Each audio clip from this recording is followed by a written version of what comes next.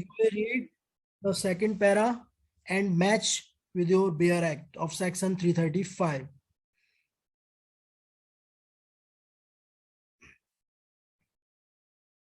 We have skipped anything here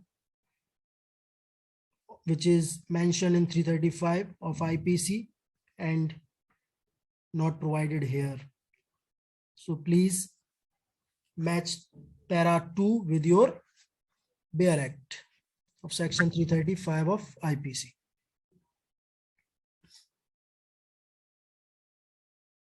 okay, ये भव्या जी हमसे पूछ रहे हैं कि वेदर वेपन इज एसेंशियल। हाँ, मैंने यहाँ अभी ये डिस्कस किया था जब मैं इंग्रेडिएंट डिस्कस कर रहा था एसेंशियल एलिमेंट्स 335 और 334 के। 334 और 335 में वेपन जो है वो किसी भी नेचर का हो सकता है, वेदर हार्ड एंड ब्लंट और whether hard and sharp object. Okay, कोई क्वेरी आपको? हर्ट करते समय और ग्रीवस हर्ट करते समय 334 और 335 में ऐसा नहीं है कोई शार्प ऑब्जेक्ट हो या कुछ भी हो, बिल्कुल भी नहीं है। क्योंकि आप देखिए 323 और 324 आप पढ़ेंगे तो फर्स्ट लाइन जो दी गई है उसमें आप लिखे पढ़ेंगे कि सब्जेक्ट टू सेक्शन 334। तो 323 किसके बारे में बात कर रहा है? सिंपल हर्ट के बारे में। और 324 किसके बारे में कर रहा है बात? Simple hurt by hard and sharp object और डेडली वेपन।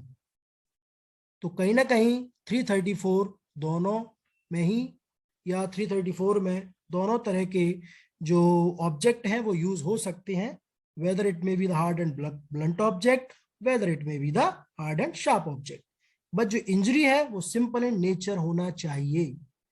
335 में इंजरी जो है वो ग्रीवियस इन नेचर होनी चाहिए। इसमें ऑफेंस का जो वेपन है या ऑब्जेक्ट है वो कहीं ना कहीं इंपॉर्टेंस उसको नहीं दी गई है। तो मैं रीड कर रहा हूं second para, that you accused person on such date time and place on grave and sudden provocation of victim oblique complainant voluntarily caused grievous hurt to him. किसको? जिस व्यक्ति ने ग्रेव एंड सडन प्रोवोक किया है आपको, bye means of this object. Okay, उसके बाद last में आ जाता है जो कि एसेंशियल एलिमेंट है एक 335 और 334 का, कि अक्यूज्ड को उस व्यक्ति को चोट पहुंचाने का आशय और उद्देश्य या फिर नॉलेज नहीं होना चाहिए जिस व्यक्ति ने उसको गंभीर और अचानक प्रकोपित किया है उसके अलावा किसी व्यक्ति को। ओके, आपको सिर्फ उसी व्यक्ति को वॉलंटरी कॉज हर्ट करना है, ग्रीवियस हर्ट करना है जिस व्यक्ति ने आपको ग्रेव एंड सडन प्रोवोक किया है।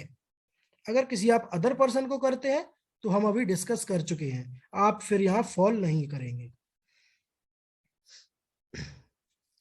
Now the last para is, thereby you have committed offense punishable under section 335 of IPC and within the cognizance of this court and also triable by this court. 334 और 335 में कोई भी query है please मुझे पूछिए आप।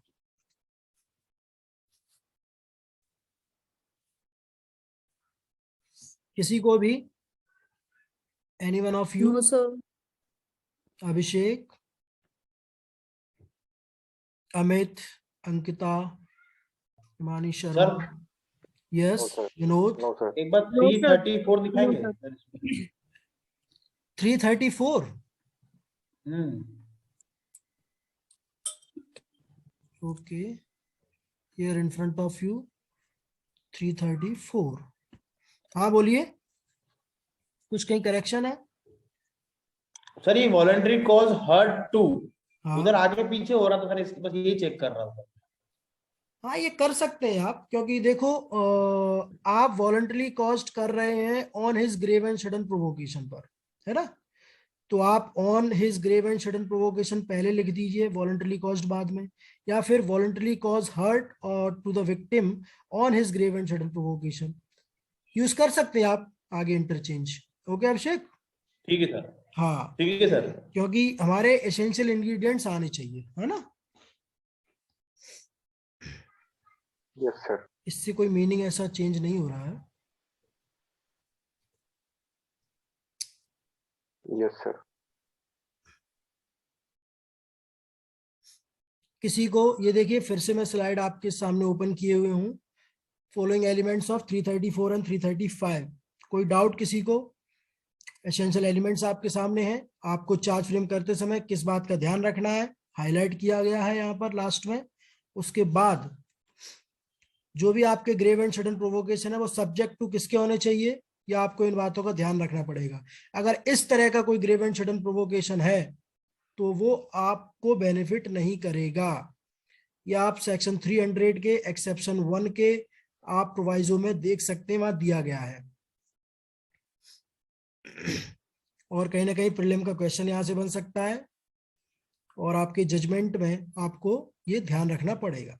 अगर कोई पुलिस ऑफिसर है और आपको ग्रेव एंड सडन प्रोवोक कर रहा है, ओके, इन ऑबिडियंस ऑफ लॉ, और आप उसे क्या करते हैं, हर्ट और ग्रीवियस हर्ट कर देते हैं, तो क्या आपको बेनिफिट मिलेगा?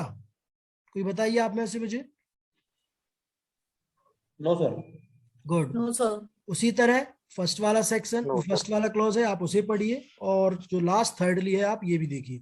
ये मैं इसलिए बता रहा हूं कि आपको जो ग्रेव एंड सडन प्रोवोकेशन का पूरा जो कंसेप्ट है आईपीसी में, वो आपको आना चाहिए। पता चला प्रॉब्लम में ये दिया गया है कि सामने वाला जो विक्टिम और कंप्लेनेंट था वो एक पब्लिक सर्वेंट था, और आपने उसको मारा, और आप वहां चार्ज फ्रेम कर रहे हैं 334 एंड 335, तो कहीं ना कहीं आपका क्वेश्चन गलत हो जाएगा, है ना?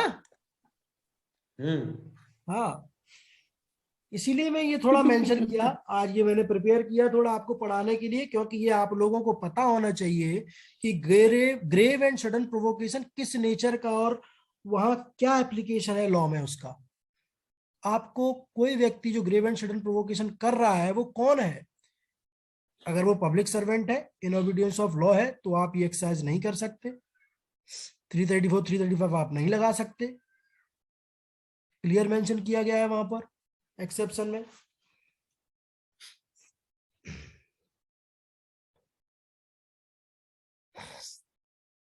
फर्स्ट वाला देखिए, आप खुद से प्रोवोक नहीं होंगे। थर्ड वन देखिए आप, that provocation is not given by anything done in lawful exercise of right of private defense। तो इस तरह से इनका भी आप ध्यान रखिए, है ना। 334 335 एलिमेंट्स हो गए हैं। ग्रेव एंड सडन प्रोवोकेशन आपको सब्जेक्ट टू किसके रीड करना है, ओके। फ्रेमिंग ऑफ चार्ज 334 का आप इसी तरह फ्रेम करेंगे। कल आपका होमवर्क है, आप ये होमवर्क करना और इसको सेंड करना, जिससे कि मैं करेक्शन कर सकूं। उसके बाद 335 का चार्ज है। आपने 335 का एक प्रॉब्लम आई थी यहाँ पर, मुझे लग रहा है छत्तीसगढ़ में या एमपी में, आप इसको देख लेना कि कब की प्रॉब्लम है ये, कहीं ना कहीं मुझे ये याद आ रहा है। तो 335 का आप चार्ज फ्रेम करके लाएंगे उसी प्रॉब्लम से।